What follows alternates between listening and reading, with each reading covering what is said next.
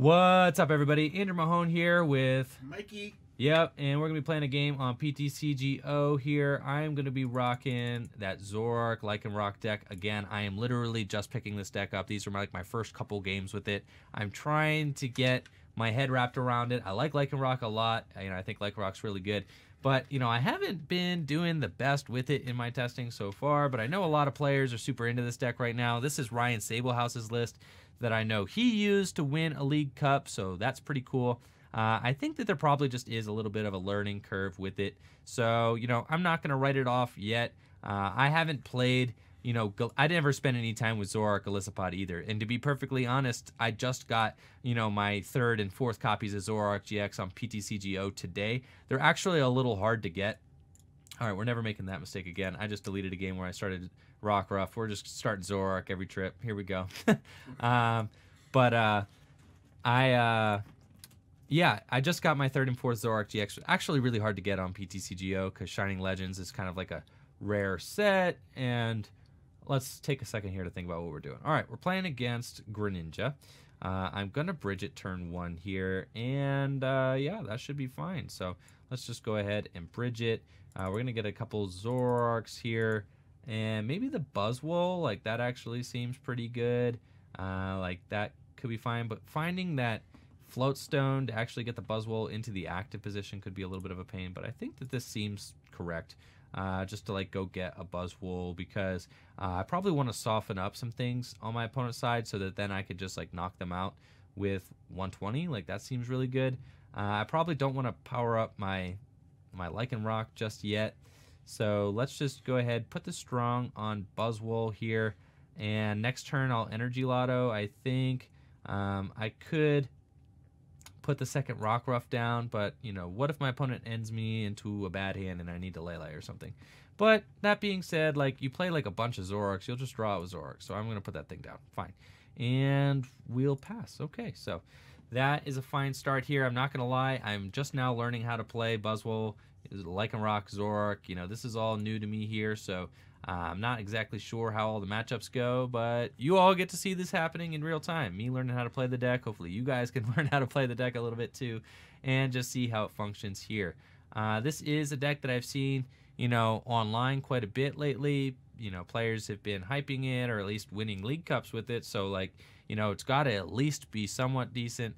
I'm not sure that I like it, better than the other, Zoroark variants or Golisopod, the Golisopod Zoroark variant, or if I like it better than just the fighting, the straight fighting deck with Lycanroc and Octillery.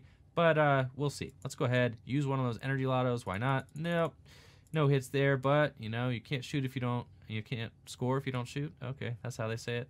So let's go. And we've got ourselves a Zoroark. This is good. I'm not gonna play that strong energy yet until let's see if we could get ourselves a Floatstone or something. So let's go ahead, a Floatstone, or if we get a DCE off the trade, that would be ideal. Let's go ahead, trade, or at least maybe we get some fodder to go ahead and Ultra Ball. We got the Floatstone. Oh boy. All right, so this is good here because then I'm just going to, oh gosh, this is crazy because I could actually just bring up the Staryu and knock that out. But I'm not sure if that's better than just going in and knocking out the Froakie. I think that probably knocking out the Froakie is better right now with this Buzzwole here. So let's retreat, and then I get to knock that out. What's that? Sure. What, 30, 50, 70? Which? Taking out a Froakie? You think taking out the Staryu is better? Yeah. Why? Because the Froakies, the two Froakies, he has a backup Froakie. You're right. And he's going to water duplicates next turn. You're right. Right? Uh-huh. But if he gets a Starmie, he can't recycle the Starmies and stuff like that because most of the time they only play a 1-1 line. All right. Well, check this out. What if I, yeah, that's what I'm saying, but he evolves that up into Starmie, then I could just, maybe I could just knock out that. I don't know. It's actually a really difficult It's decision. a tough call. That's because I could just do, oh, he's mad that I'm taking time. All right, that's fine. Let's just go ahead. All right, fine. Hey, you chill out. I'm going to knock out the Froakie. That was my initial thing. And now I'm going to put some pressure on him to evolve that. And then if he doesn't evolve that, because he, like you said, he probably only plays one copy of Starmie. If he doesn't have that in hand right now, then that Staryu's going down. So that is fine. Or at least it's got 30 damage on it. What, Starmie has 90? So that means that I could Lycanroc that up next turn, knock that out. But probably I'm going to want to take out a Frogadier next turn. I think I'm going to stand by, knocking out the Froakie here. Just because I think that, he would have more use out of the Froakie if he could evolve. Maybe he has a Frogadier in hand. He could just evolve that down. But now he has to, like, sit there and wait. Mm-hmm. Whereas, the Starmie is not actually going to be useful for him until, like, the next couple turns. So, and as you can see, I am going to get this here. That's good. I could have put, maybe I could have knocked that out, put 30 on a Froakie, and then maybe had that. But we'll see. I think I am just going to take the double knockout here. That's super good. I'm going to put the third fighting energy on the Buzzwole. And then I think we want to get ourselves into a situation where I could just, like, Guzma, continue to just use Guzma and Knuckle Impact. That's probably, like, the best. So I think we put the third one here instead of on a Rockruff, though eventually we probably want to make moves to, like, set up a Dangerous Rogue GX. So let's just do that. I want to knock out the active, so we're not going to do that yet. Let's just go ahead and trade. We don't need these choice bands, that's for sure, so let's do that. We've got an N. I don't really care particularly to end my opponent, so let's just Ultra Ball away again, choice band and the Mewtwo. Set up another Zoroark. Stand-in Zoroark also, like, really good in this matchup just because it could just pop for, like, a lot of damage because they fill their bench a lot. So that's cool too. Let's just do that. I don't necessarily want to get rid of anything in this hand though. Like, this all seems fine.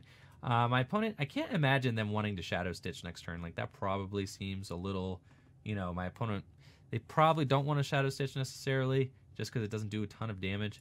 But yeah, let's just Jet Punch 70 and then knock out the Starmie. So that way they're going to have trouble accelerating, their energy for Giant Water Shuriken. So that's really good. I'm just going up very quickly here. Next turn, I can Knuckle Impact, which is really, like, awesome as well. I'll go down to 2 prizes. And you can see the Buzzwole is just, like, really oppressive for Greninja to deal with. It's just, you know what I mean? Just the Jet Punches, for knocking things out. It's just really rough. And especially in a Buzzwole deck, with the Regirock, then you're hitting a perfect 60 with the strong energy. So that's, like, even better. I wonder what my opponent will go for here, though. Looks like they are going to be able to get multiple Greninja into play this turn, which is a little bit annoying because that means that next turn they'll be able to start Water Shurikening so long as they do get a Greninja break. But that being said, this Greninja is guaranteed going down next turn too because I can just Knuckle Impact it. So they do decide to go for the Moonlight Slash. That's awesome for me because I don't care about the extra damage. I just want to play my abilities. So let's see here. They got a 1-card hand. I'm not super excited about, like, bringing anybody else up. I'll probably just knock out the active. So let's just play this. No, I don't want to. I guess I probably should have traded first. That was a little bit out of order, but I know I want that Lycanroc down. So it's kind of just like helping me through my own mental process because I want to have it down so I can Dangerous Rogue GX at some point.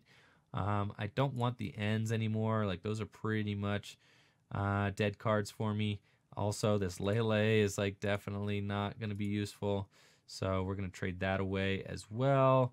I do got an Ultra Ball and another end, so that's fine. I could Ultra Ball for a third. Trade Zoroark, sure, why not? So that way we could just draw, like, a ton of cards. Let's Ultra Ball away our Lele and our end here. Let's do a third. And then, so now we're just, like, totally set up, which is great. I don't want any, like, easy targets down here for my opponent just to, like, Shuriken and take, like, quick prizes on.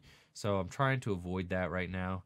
That is good. Oh, yeah, check that out. That's excellent. We got the Enhanced Hammer, so that's really good. We're going to put the basic fighting down here on our Lycanroc. And then I'm not going to end my opponent because they have, like, we're just going to Knuckle Impact. They have, like, 6 prizes left, so I'm not going to limit my own hand. Just want to keep this double colorless in my hand so that I can Dangerous Rogue GX next turn.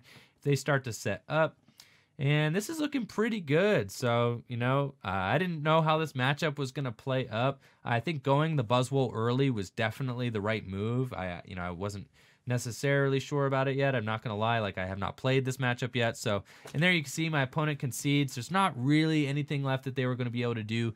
Looks like they kind of got themselves into a little bit of a dead draw there. But Greninja's been known to do that. Not only that, I knocked out the Staryu early, so they couldn't evolve into Starmie and didn't have that option as far as replenishing their own energy goes. So, anyways, going to show off the list real quick. Like I said, this is Ryan Sablehouse's list that he posted online.